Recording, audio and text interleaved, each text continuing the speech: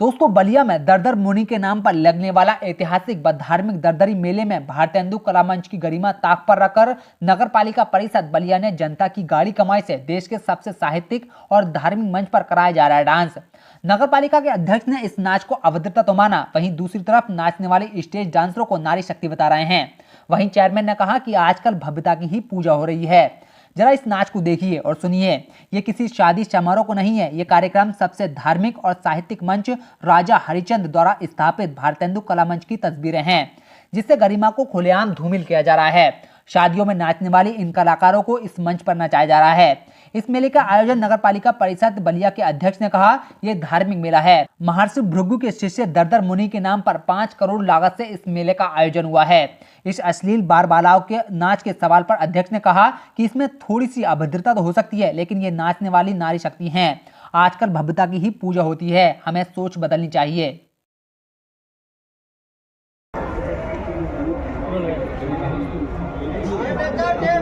शेरना साहब, ददरी मेला किस तरह का ये मेला है, कितना धार्मिक मेला है और कितना पुराना मेला है? देखिए, ये ददरी मेला 2023, क्योंकि हम लोग जन्म इस भूमि पर लिए हैं।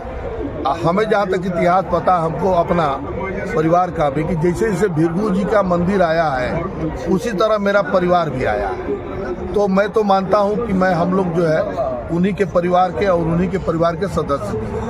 तो ये मेरा कर्म है कि इस राष्ट्रीय धरोहर जो ददरी मेला, जो मन की बात में हमारे जो माननीय प्रधानमंत्री श्री नरेंद्र भाई मोदी जी ने भी मेलों में जिक्र किया है, 3 मेलों में, सोनपुर का और ददरी मेले का और माघ मेले का।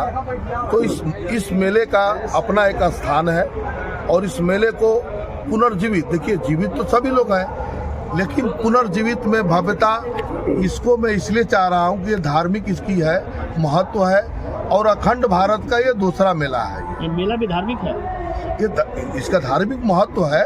मनोरंजन के दृष्टि से इसमें और भी लगा दिए गए, लेकिन इसका ये यज्ञ से शुरू हुआ था महर्षि दरदर मुनि के। अब उसमें हमारे भारतेंदु हरिचंद जी आए उस समय के साथ। ये मंच आपको बता दें कि आज़ादी से भी इसका जुड़ा हुआ है। ये इस मंच पर आज़ादी की बात हुई थी कि हमको आज़ाद कैसे होना है। तो तब धीरे धीरे उसमें ये मंच हुआ, तो धीरे धीरे साहित्यकारों का जो मावड़ा हुआ। तो भाई जैसे जैसे होगा उसमें एक, इसलिए मुशायरा, कवि सम्मेलन, अन्य जितने भी कार्यक्रम, उसमें जो लेटेस्ट इसमें 21वीं सदी की जो सोच है उसमें, जिससे कि पब्लिक भी सुनना चाहती है, वो कार्यक्रम होते हैं। लेकिन महत्व इसकी धार्मिक है। ये यज्ञ हुआ था और उनके ददर मुनि ने यज्ञ किया था। महर्षि भृगु जी के शिष्य थे वो, और उन्होंने यज्ञ किया था और यज्ञ में कितने हजार संख्या में लोग आए थे। और उस समय जो है इसके धीरे धीरे मेले के रूप दे दिया गया। और मैं भी उनका वंशज हूँ और हो सकता है कि मैं भी उसमें कुछ उसमें जोड़ दूँ। ये भी मंच जो है, ये भारतेंदु मंच, इसका किस तरह का धार्मिक महत्व है और क्या महत्व है इस मंच का? देखिए, मंच का देखिए, आज के हर चीज जुड़ा हुआ है। ये इसका महत्व बहुत है, आज़ादी से है।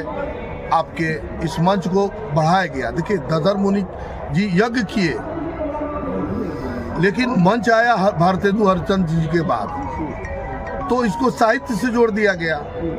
अब उसके बाद से इसमें जो है उसमें कुछ कला, भाई हमारे भोजपुरी समाज का कला है, हिंदी समाज का कला है, तो उसमें और भी इसे कार्यक्रम उसमें जोड़ दिया गया।